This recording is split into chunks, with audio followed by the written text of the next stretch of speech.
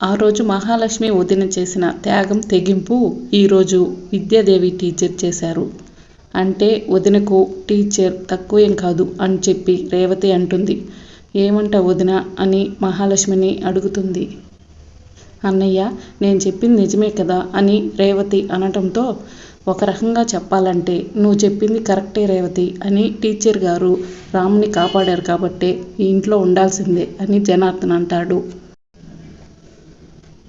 మహా, నువ్వు కూడా చెప్పు అని చెప్పి జనార్దన్ అనటంతో, ఎస్ జన, నువ్వు చెప్పింది కరెక్ట్. రాముని కాపాడారు కాబట్టే ఈ ఇంట్లో టీచర్ గారు ఉండాల్సిందే అని రామ్ కూడా చెప్తున్నాడు కదా అని మహాలక్ష్మి అనడంతో, థ్యాంక్ యూ పిన్ని, థ్యాంక్ యూ సో మచ్ అని రండమ్మ మీరు లోపలికని రామ్ విద్యాదేవిని పిలుస్తాడు. ఆగండి టీచర్, ఒక్క నిమిషం. అత్తయ్య, మా టీచరు ఒకప్పుడు టీచరే కాదు, మీ అబ్బాయి ప్రాణాలు కాపాడిన మనిషి కూడా. అలాంటి టీచర్ని ఊరికే ఇంట్లోకి రమ్మంటారా ఏంటి అని సీత అనడంతో, ఇప్పుడేం చేయమంటావని మనసులో మహాలక్ష్మి అనుకుంటుంది.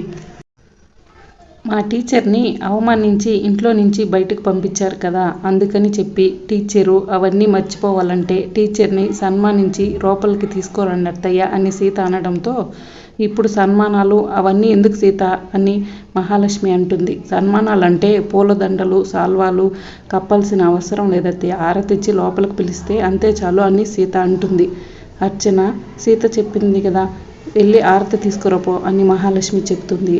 ఇక అర్చన ఆరతి ఇస్తుంటే, చిన్నత్తయ్య ఒక్క నిమిషం ఆగండి, మహాలక్ష్మి అత్తయ్య ఆరతిస్తారు అని సీత చెప్తుంది. అవును పిన్ని, నా ప్రాణాలని కాపాడిన మీకు మా అమ్మకు సాటి లేరనిపించిన విద్యాదేవి అమ్మకు మీరు ఆరతిస్తే బాగుంటుంది అని చెప్పి రామ్ అనడంతో, ఇక ఇలా ఇవ్వు అర్చన అని మహాలక్ష్మి విద్యాదేవికి ఆరతిచ్చి లోపలికి రండి అని పిలుస్తుంది.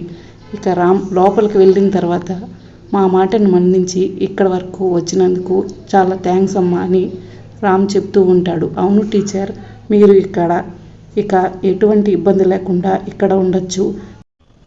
ఈ ఇల్లు మీరు ప్రాణం పోసిన మీ అబ్బాయి ఇల్లు, అంటే మీ ఇల్లుతో సమానం అని టీచర్ అని చెప్పి సీత చెప్తుంది. రండి టీచర్, లోపలికి వెళ్దామని సీత విద్యాదేవిని రూమ్లోకి తీసుకెళ్తుంది. మొత్తానికి నీ శకునం ఇలా ముగిసింది చెల్లాయి అని చలపతి చెప్తుంటే మహాలక్ష్మి కోపంగా చూస్తుంది. మొత్తానికి ఏదో చెడు జరుగుతుంది అనుకున్నాం, మంచే జరిగింది అని రేవతి అంటూ ఉంటుంది. ఇక మరోవైపు మహాలక్ష్మి ఒంటరిగా కూర్చుని రామ్ చెప్పిన మాటలు గుర్తు తెచ్చుకుంటూ ఉంటుంది. ఒకరోజు నన్ను ప్రాణాపాయం నుంచి కాపాడిందని చెప్పింది ఈ విద్యాదేవి అమ్మే. ఈ విద్యాదేవి అమ్మ మన ఇంట్లోనే ఉంటుంది అని చెప్పి రామ్ చెప్పిన మాటలు గుర్తు తెచ్చుకుంటూ ఉంటుంది. ఆ విద్యాదేవిని చాలా కష్టపడి ఇంట్లో నుంచి బయటకు పంపించేస్తే గోడకు కొట్టిన బంతిలా మళ్ళీ వెనక్కి వచ్చింది అని చెప్పి మహాలక్ష్మి ఆలోచిస్తూ ఉంటుంది. ఇక అప్పుడే సీత వెళ్ళి మహాలక్ష్మి మొహం మీద చిటికలు వేస్తుంది. మహాలక్ష్మి లేచి వెంటనే నిల్చుంటుంది. ఏంటత్తయ్య, విద్యాదేవి టీచర్ మళ్ళీ వచ్చింది ఏంటా ఆలోచిస్తున్నారా? టీచర్ని మేము లేని టైం చూసి ఇంట్లో నుంచి బయటకు పంపించేశారు. టీచర్ ఎక్కడుందో తెలుసుకుని ఇంట్లోకి తీసుకొచ్చాము. మేము ఇచ్చిన జలక్ ఎలా ఉంది అత్తయ్య అని సీత అడుగుతుంది. మీరు నా మాటే వింటారు అని చెప్పి అనుకుంటున్న మీ అబ్బాయి రామ్తోనే మిమ్మల్ని ఎదిరించి విద్యాదేవి టీచర్ని ఇక్కడే ఉండాలి అని చెప్పించాను. నేను చేసిన పని ఎలా ఉంది అత్తయ్య?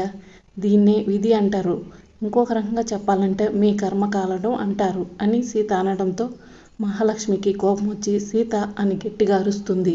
ఏంటత్తయ్య, నేను అన్న మాటలకు మీకు కోపం వస్తుందా? టీచర్ ఇంట్లో నుంచి వెళ్ళిపోయినప్పుడు ఏమన్నారు? హనుమంతుడికి తోడు నాకు టీచర్ ఉందన్నారుగా, అందుకే టీచర్ని పంపించేసి నా తోక కత్తిరించా అన్నారు కదా. టీచర్ నాకు హనుమంతు తోడు లాంటిది కాదు, అర్జునుడి తోడు లాంటిది. అంటే భక్తుడికి భగవంతుడిలా తోడనమాట. రామాంజనేయులు స్నేహితులైతే కృష్ణార్జునులు భామర్దులు. అలాగే టీచర్కి నాకు బంధుత్వం ఉంది. కంగారు పడకండి, బంధుత్వం అంటే పిన్నో మేనత్తే అనుకోబాకండి. నా భర్త ప్రాణాలను కాపాడి నా పసుపు కుంకాలు నిలబెట్టిన దేవత టీచర్. నా భర్తకు పునర్జన్మ ఇచ్చి అమ్మ కాని అమ్మైంది, అత్త కాని అత్తయింది నాకు. అంటే 3 అత్తలన్నమాట. ఒకటి మా సుమతి అత్తమ్మ, 2 మీరు. నా భర్త ప్రాణాలు కాపాడి 3 విద్యాదేవి టీచర్ కూడా అత్త అయినారు. అంటే ముద్దులత్తల ముద్దుల కోడలన్నమాట నేను అని చెప్పి సీత అంటుంది. అవును, రాత్రి ఏంటి అత్తయ్య అలా చేసావు? నేను నా భర్త ఇద్దరం కలవబోతుంటే పానకంలో పుడకలాగా మా అక్కను పంపించి మా తొలి రాత్రిని ఆపు చేసావు. టీచర్ని ఇంట్లో నుంచి పంపించి నా తొలి రాత్రిని ఆపు చేపించావు అని సంతోషపడుతున్నావా? ఆ ఆనందం క్షణికం అత్తయ్య, కానీ నా సంతోషం శాశ్వతం. అందుకే టీచర్ని దేవుడు మళ్ళీ పంపించాడు. నేను మామ తొందరలోనే కలుస్తామని చెప్పి సీత అనడంతో అది జరగని పని అని మహాలక్ష్మి అనడంతో మధ్యలో మాట్లాడకండి అత్తయ్య, ఈ డైలాగ్లో స్క్రీన్ ప్లే దర్శకత్వం అన్నీ కూడా నావే, మీకు ఓన్లీ యాక్షన్ మాత్రమే అని డైరెక్టర్ అని చెప్తుంది. డైరెక్షన్ ఒక్కటే నాది, యాక్షన్ రియాక్షన్ ఎవరైనా సరే అని చెప్పి మహాలక్ష్మి అంటుంది. ఎన్నేళ్ళు డైరెక్షన్ చేస్తారు అత్తయ్య? అమృతం తాగిన వల్ల అలానే ఉంటారా? సీత అంటూ ఉంటుంది.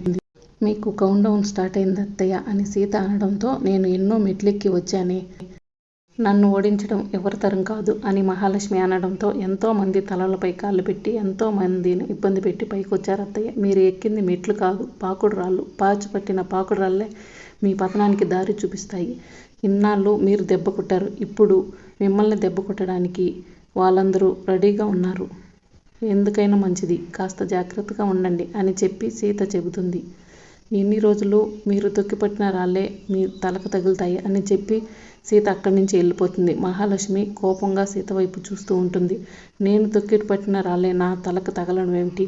ఈ సీత ఏ ఉద్దేశంతో అనిందని అని ఉంటుంది. ఏదైనా ప్లాన్ ప్రకారమే అని ఉంటుందా? అసలు ఆ విద్యాదేవి ఎవరు? నేను ఇంట్లో నుంచి ఇంతలా అవమానించి పంపించిన మళ్ళీ తిరిగి నా ఇంటికి ఎందుకు వచ్చింది? రామ్ ప్రీతులను నేను గనక ప్లాన్ చేసి నా దగ్గరికి తీసుకున్నట్లు ఆ విద్యాదేవి కూడా ప్లాన్ చేసి ఈ ఇంట్లోనే ఉండిపోవాలనుకుంటుందా? అందుకే రామ్ ప్రమాదం నుండి కాపాడిందా? అసలు ఏం జరుగుతుంది అని చెప్పి మహాలక్ష్మి టెన్షన్ పడుతూ ఆలోచిస్తూ ఉంటుంది. ఇక రేవతి ఫోన్ చూస్తూ ఉంటుంది. పిన్ని, ఫోన్ కాస్త పక్కన పెట్టి ఈ కొత్త చీర మల్లెపూలు పెట్టుకుని రెడీ అవ్వు పిన్ని అని సీత అంటుంది. ఎందుకు సీత, ఎందుకు రెడీ అవ్వాలి అని రేవతి అడుగుతూ ఉంటుంది. చెప్తాను పిన్ని, ముందెళ్ళి రెడీ అవ్వండి అని చెప్పి సీత అంటుంది. ఏంటి సీత ఈ సస్పెన్సు అని రేవతి అడుగుతుంది. సస్పెన్స్ కాదు పిన్ని, సర్ప్రైజ్. ముందు చీర కట్టుకుని రెడీ అవుదు పదండి అని సీత అంటూ ఉంటుంది. మొన్న మా అన్నయ్య వదినలు పెళ్లి చూపులు అరేంజ్ చేశారు కదా, ఇప్పుడు కూడా అదేనా సీత అని రేవతి అడుగుతుంది. పెళ్లి చూపులు లాంటిదే, కానీ మీ అన్నయ్య వదిన అరేంజ్ చేయలేదు, నేను అరేంజ్ చేశాను అని సీత అంటుంది. మళ్ళీ నా వల్ల కాదు సీత, నా గతం గురించి నీకు చెప్పాను కదా అని రేవతి అంటూ ఉంటుంది. ఇక ఈ మాటలను అర్చన చాటుగా ఉండి వింటూ ఉంటుంది. వామ్మో, సీత రేవతికి పెళ్లి చూపులు అరేంజ్ చేస్తుందా? ఈ విషయం వెంటనే మహాలక్ష్మికి చెప్పాలి అని టెన్షన్గా పరిగెత్తుకుంటూ మహాలక్ష్మి దగ్గరికి వెళ్తుంది. అప్పుడు మహాలక్ష్మి, జనార్దన్, గిరి, రామ్ మాట్లాడుకుంటూ ఉంటారు. ఆ సీత రేవతికి పెళ్లి చూపులు అరేంజ్ చేసిందంట. రేవతికి కూడా తెలియదు, ఇప్పుడు రేవతితో చెప్తుంటే విన్నాను అని చెప్పి అర్చన చెప్పడంతో నీకేమన్నా తెలుసా రామ్? మొన్ననే కదా రేవతికి పెళ్లి చూపులు వద్దని చెప్పింది, అయినా మళ్ళీ సీత ఎందుకు పెళ్లి చూపులు ఇలా చేస్తుంది? తనే కావాలని పెళ్లి చూపులు చెడగొట్టి ఇప్పుడు కావాలని మళ్ళీ పెళ్లి చూపులు అరేంజ్ చేయడం ఏంటి అని చెప్పి మహాలక్ష్మి అడుగుతూ ఉంటుంది. ఏం జరుగుతుందో చెప్పు సీత అని రేవతి అడుగుతూ ఉంటే తినబోతూ రుచి ఎందుకు పిన్ని అని సీత అంటుంది. ఇక సీత కంగారు పడుతూ కిందకు వచ్చి రాజ్యమక్క అని నేను చెప్పిన స్వీట్స్ ఆర్ట్స్ అన్నీ తయారు చేసావా అని చెప్పి అడుగుతూ ఉంటుంది. ఓ, అన్నీ కూడా రెడీ చేశానమ్మా అని రాజ్యం చెబుతూ ఉంటుంది. సీత, ఏం చేస్తున్నావు? రేవతికి పెళ్లి చూపులు ఏంటి అని మహాలక్ష్మి అడుగుతూ ఉంటుంది. సీత ఏం చేసినా కూడా దానికి ఒక అర్థం ఉంటుంది అని చెప్పి విద్యాదేవి అంటుంది. రేవతికి పెళ్లి చూపులా? మాకు చెప్పకుండా ఎందుకు ఇలాంటివన్నీ చేస్తున్నావు అని గిరి అంటూ ఉంటే నేను పెళ్లి చూపులు అని చెప్పానా? పెళ్లి చూపు లాంటివని చెప్పాను కదా అని సీత అంటుంది. రేవతితో చెప్తున్నావు కదా పెళ్లి చూపులని అని చెప్పి అర్చన అంటుంది. అంటే మీరు చాటుగా విన్నారా అత్తయ్య అని సీత అంటుంది.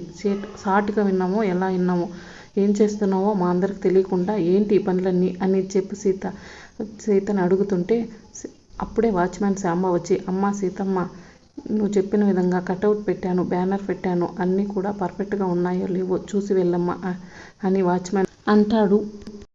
ఇక అప్పుడే కటౌట్ ఏంటి, బ్యానర్ ఏంటి, ఎవరైనా వస్తున్నారా సీత, ఎవరినైనా గెస్ట్ని ఇంటికి పిలిచావా అని చెప్పి అందరూ అడుగుతూ ఉంటాడు. నాతో పాటు మీరు కూడా వచ్చి చూస్తే గనక మీ అందరికీ అర్థమైపోతుంది అని చెప్పి సీత అంటుంది. రండి వెళ్దాం, ఆ కటౌట్ చూసిన తర్వాత మీకే అర్థమవుతుంది అని చెప్పి సీత అనడంతో అందరూ కలిసి కటౌట్ దగ్గరికి వెళ్తారు. వెల్కమ్ కిరణ్ అని చెప్పేసి సీత కిరణ్ ఫోటో వేపించి కటౌట్ పెట్టిస్తుంది. ఏంటి సీత, ఎవడికో తీసుకొచ్చి నా ఇంటి ముందా వెల్కమ్ బోర్డు పెట్టావు, వాడెవడు అని చెప్పి మహాలక్ష్మి అడుగుతుంటే, కిరణ్ ఎవరో మీకు తెలియదా అత్తయ్య అని చెప్పి సీత అంటుంది.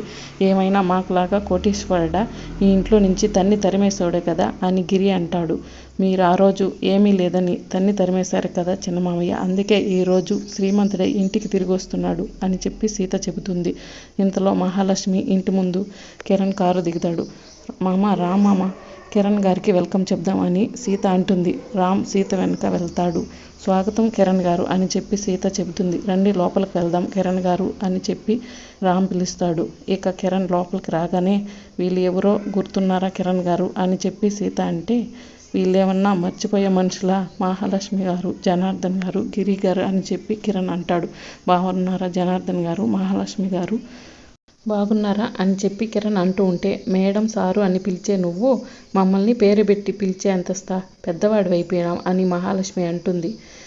అప్పుడు నేను మీ కింద మేనేజర్ని, ఇప్పుడు నా కింద 4 మేనేజర్లు ఉన్నారు, నా కింద పనిచేసే 4,000 మంది కార్మికులు ఉన్నారు అని కిరణ్ అనగానే, అయితే ఏంటి గొప్ప అని చెప్పి అర్చన అంటుంది.